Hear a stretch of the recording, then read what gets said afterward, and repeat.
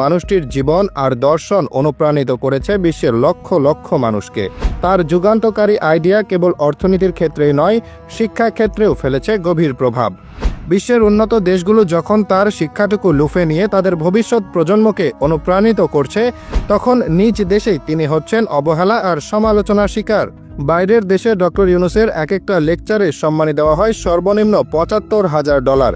সে lecture বাঙালি ফ্রিতে শোনে এবং তার সমালোচনা করে।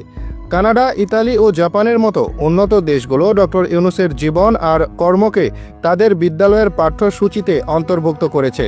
এর মূল উদ্দেশ্য হল শিক্ষার্থীদের মধ্যে সামাজিক দায়বদ্ধতা, উদ্ভাবনী চিন্তা এবং দারিদ্র্য বিমোচনের মতো গুরুত্বপূর্ণ বিষয়ে সচেতনতা তৈরি করা। যেমন জাপানে ডক্টর ইউনূসের জীবনী নিয়ে কমিক বই বা মাঙ্গা প্রকাশিত হয়েছে, যা তরুণ প্রজন্মের কাছে অত্যন্ত জনপ্রিয়।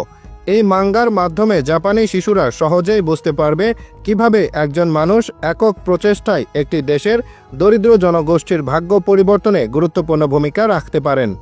ইতালির স্কুলগুলোতেও তার প্রতিষ্ঠিত গ্রামীণ ব্যাংকের মডেল এবং সামাজিক ব্যবসার ধারণা নিয়ে আলোচনা করা হয়, যা শিক্ষার্থীদের প্রথাগত ব্যবসার বাইরেও মানব কল্যাণমুখী ব্যবসার প্রতি আগ্রহী করে তোলে।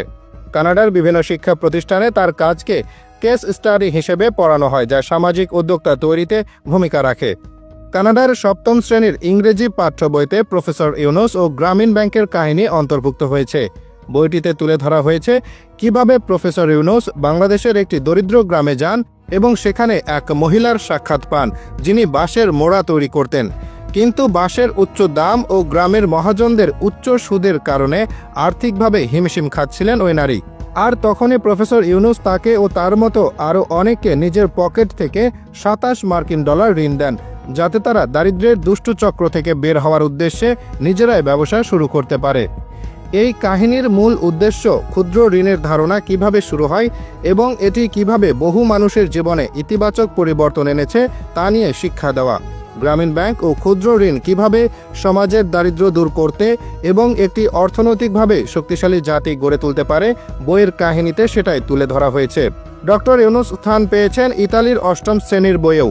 বইটিতে ডক্টর ইউনূসকে বাংলাদেশি একজন অর্থনীতিবিদ হিসেবে উল্লেখ করা হয়েছে। তার বিষয়ে বিস্তারিত তথ্য স্থান পেয়েছে সেখানে। বিভিন্ন আন্তর্জাতিক সংস্থা, বিশ্ববিদ্যালয় এবং সম্মেলনে বক্তব্য রাখার জন্য ব্যাপক চাহিদা রয়েছে তার। প্রতি বক্তব্য বা ভাষণের জন্য উল্লেখযোগ্য পরিমাণ সম্মানী পান ডক্টর মোহাম্মদ ইউনূস। এই অঙ্কটি কয়েক হাজার থেকে শুরু করে কয়েক লক্ষ ডলার পর্যন্ত হতে পারে, যা নির্ভর করে আয়োজক সংস্থা, অনুষ্ঠানের গুরুত্ব এবং বক্তব্যের সময়কালের উপর। অবশ্য একজন নোবেল বিজয়ী এবং আন্তর্জাতিক খ্যাতিসম্পন্ন ব্যক্তিত্ব হিসেবে এটি অস্বাভাবিক নয়। কিন্তু আশ্চর্যের বিষয় হলো যে মানুষটি বিশ্বজুড়ে এত সম্মানিত, নিজ দেশেই তিনি বিভিন্ন সময়ে হয়েছেন বিতর্কিত এবং সমালোচিত, এমনকি এখনও হয়ে যাচ্ছেন। তাকে সুদখোর বলেও অপমানিত করা হয়। রাজনৈতিক ও প্রশাসনিকভাবেও তাকে নানা প্রতিকূলতার সম্মুখীন হতে হচ্ছে। যখন বাইরের বিশ্ব ডক্টর ইউনূসকে সম্মান জানাচ্ছে, তাকে অনুসরণ করে নিজেদের সমাজ পরিবর্তন করছে, তখন নিজ দেশ বাংলাদেশের এক শ্রেণীর মানুষ তাকে সঠিকভাবে মূল্যায়নই করছে না। তারা উঠে পড়ে লেগেছে কিভাবে এই মানুষটির মাথা খারাপ করে দেশ থেকে তাড়ানো যায়, যা আসলে অত্যন্ত লজ্জাজনক।